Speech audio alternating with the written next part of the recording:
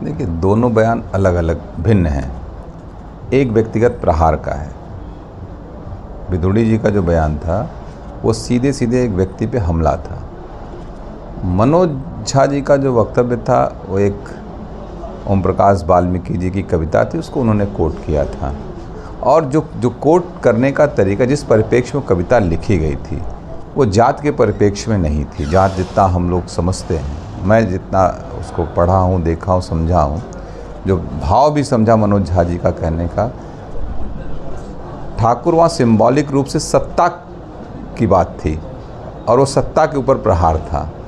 उस समय की 81 में लिखी गई कविता रही हो, आज जो मनोज झा जी जिस परिप्रेक्ष्य में कहा सदन के अंदर, तो सत्ता के ऊपर प्रहार था वो। तो इसको जाति उसमें इतने छोटे पैमाने पर ले जाकर इस तरीके से अच्छा नहीं। और ये मैं तो देख रहा हूँ जिस तरीके से वक्तव्य दिए जा रहे हैं नुमाइंदों, जो अपने जाति के नुमाइंदे हैं, वो इससे बचना चाहिए हम लोगों को। लोकतंत्र में जाति उसका कोई वो नहीं है, स्थान नहीं होना चाहिए। और मुझे विश्वास है आने वाले समय में धीरे धीरे लोग इससे बचेंगे, ऐसे वक्तव्यों से। और हम लोगों को सदन में, इस सदन या सदन के बाहर प्रयास ये करना चाहिए, ऐसे वक्तव्यों से बचना चाहिए जिससे कोई समाज अपने आप को जोड़ के आहत होता है। हर व्यक्ति उतना समझदार नहीं है, ठीक है। तो ये इस चीज़ से हमें लगता है। और दोनों जो आपने कही विदुड़ी जी की और मनोज झा जी की, दोनों के अलग दोनों में बहुत ज़मीन आसमान का अंतर था। एक व्यक्तिगत प्रहार था, एक व्यंग था सत्ता के ऊपर। विदुड़ी जी द्वारा जो बयान दिया गया उसको लेकर के ये भी कहा जा रहा है कि अधीर रंजन पर त्वरित रूप से कार्रवाई हो जाती है, राघव चड्ढा पर तुरंत कार्रवाई हो जाती है। तो आखिर विदुड़ी को इससे क्यों परे रखा जा रहा है कि क्यों इस तरह के भाषणों को जो है या इस तरह के वक्तव्य को क्या बढ़ावा दिया जा रहा है, कहीं ना कहीं कार्रवाई न करके? शायद हमें लगता है स्पीकर ने सस्पेंशन की कार्रवाई की है, चूँकि सदन लास्ट डे था, उसके बाद सदन ख़त्म हो गया। अब सस्पेंशन कितने समय तक बना रहता है, ये तो जुरिडिक्शन स्पीकर का है। स्पीकर एक संवैधानिक पद है, उस पर हम लोग टिप्पणी ना करें तो ठीक है। लेकिन ऐसे वक्तव्य पे सदन में सिर्फ सस्पेंशन से नहीं काम चलेगा, ऐसे वक्तव्य देने वालों को सदन से बर्खास्त भी करना चाहिए ताकि ऐसी परंपरा न पड़े भविष्य में। सस्पेंशन तो एक छोटी कार्रवाई, बर्खास्त की होनी चाहिए, सदस्यता निरस्त हो जानी चाहिए। इंडिया अलायंस का जो रोल है वो कब से यूपी में सियासी ज़मीन बढ़ी है? कहते हैं कि सत्ता का जो रास्ता है वो उत्तर प्रदेश से ही। हाँ बिल्कुल। तो क्या तैयारी है इंडिया के अलायंस की जो यूपी से? अभी सीटों की समीक्षा चल रही है। अभी इंडिया में जितने घटक दल आए हुए हैं उसमें कुछ दलों के बढ़ने की भी संभावना है। तो अभी मूर्त रूप जो मैं जितना देख रहा हूँ, समझ रहा हूँ, तो अभी निरंतर बातचीत चली रही है। आप देख रहे हो नेताओं के वक्तव्य भी आ रहे हैं, हमारे सभी दलों के, जो इंडिया के दल हैं उनके दल के नेताओं के, दलीय नेताओं के आ रहे हैं। मुझे लगता है धीरे धीरे इस महीने में, अक्टूबर में थोड़ा सिनारियो और क्लियर होगा, नवंबर आते आते स्पष्ट हो जाएंगी चीज़ें। विपक्षी दल कह रहे हैं कि बिना दूल्हे की बारात। देखिए,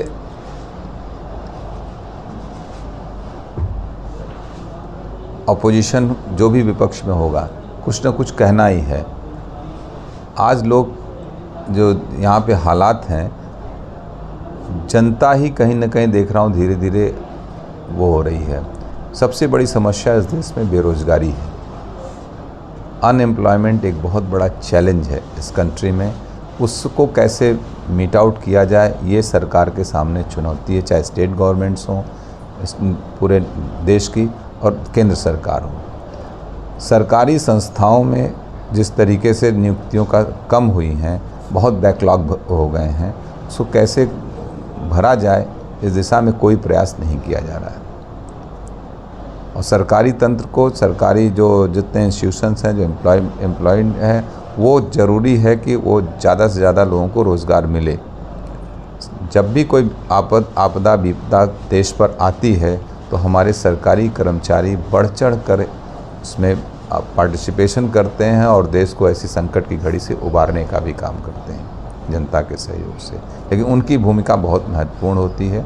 मैं बार बार इस बात को कहता हूँ, अभी कोविड जैसी आपदा देश पर आई और उसमें देखिए सरकारी कर्मचारियों ने पूरी तन्मयता के साथ दिन रात लोगों की सेवा की, अस्पतालों में चाहे हमारे सरकारी स्टाफ रहे हों, इवन इलेक्शंस भी उस दौरान यूपी में तो इलेक्शंस भी हुआ, पंचायत के इलेक्शंस हुए, तमाम हमारे टीचर्स ड्यूटी किए और उसमें कोविड की वजह से बहुत से लोगों का निधन भी हुआ।